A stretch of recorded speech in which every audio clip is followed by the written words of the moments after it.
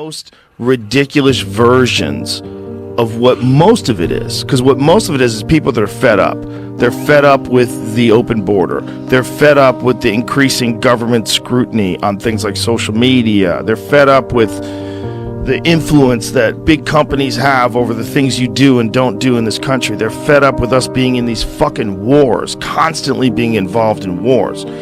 And they know that Trump was one of the few guys that when he was in office, we didn't get into more wars. We didn't. They did do a great job of stopping ISIS.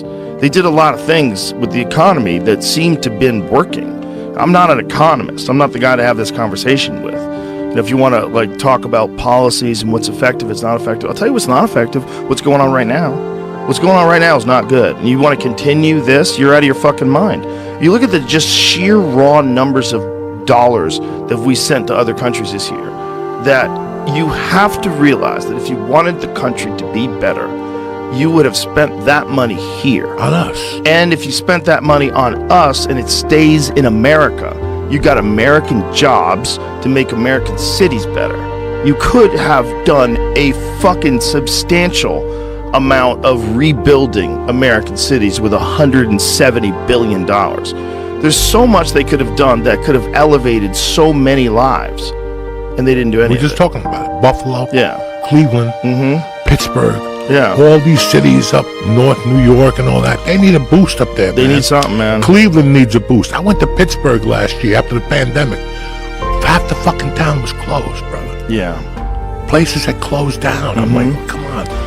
Something like a good restaurant closed down. How can they close down? Think about the impact of you can't have any business for 3 years. No business. It's over. I mean, Tony Hinchcliffe's dad lost his restaurant. Tony Hinchcliffe's dad had a restaurant in Youngstown, Ohio for 25 fucking years. And he couldn't, he's getting by. He was getting by. He's doing well, getting by, making money, good restaurant. Like real Italian food, fucking goes under. It's like, God damn it. You didn't even give people the option of what they wanted to do, and you were wrong. And no one is punished for it. They were wrong. They shouldn't have had us locked out for that long. They were wrong. None of that shit made sense. All that 6-foot social distancing, Fauci now admits it's all bullshit. They just came up with that number. People just started saying that number. Remember those stupid stickers on the ground at the bank? You had a sticker. You weren't allowed to stand here, and then the other person has to stay 6 feet in front of you, and you stand there. You're not allowed to get close. It's all nonsense. It was all nonsense. And they scared the fuck out of people, and they kept businesses closed. And they closed restaurants in Los Angeles. They closed outdoor dining just because of the optics of it. Because COVID started to surge. There was no evidence at all that it was causing outdoor transmission, and they closed those fucking things down.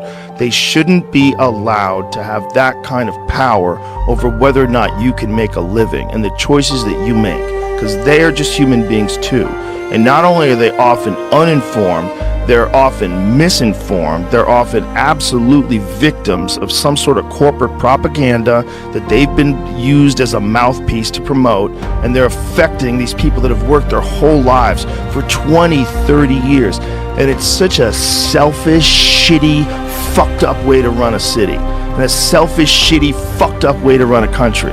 And you didn't listen to all the experts, and you didn't take into consideration people's health, mental health from losing their jobs, how many people would have been fine, how many people need this fucking medicine that you're trying to push on them, and how many don't, and who's making the money off of it. The whole thing was insane.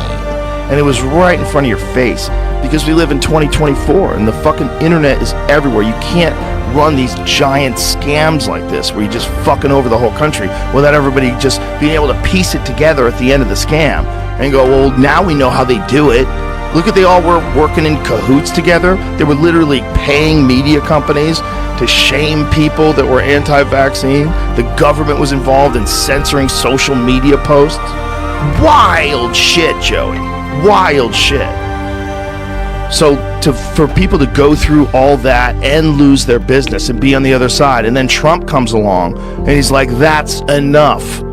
You can't just label all those people as white supremacists. You can't label all those fucking people as hateful bigots, because that's not what it is. They don't want any more of this. They're tired of this nonsense that you're shoving down people's faces. They're tired of it.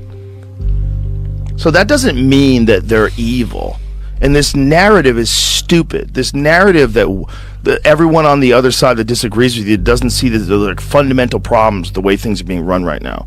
Everyone is hateful. Everyone supports a dictator.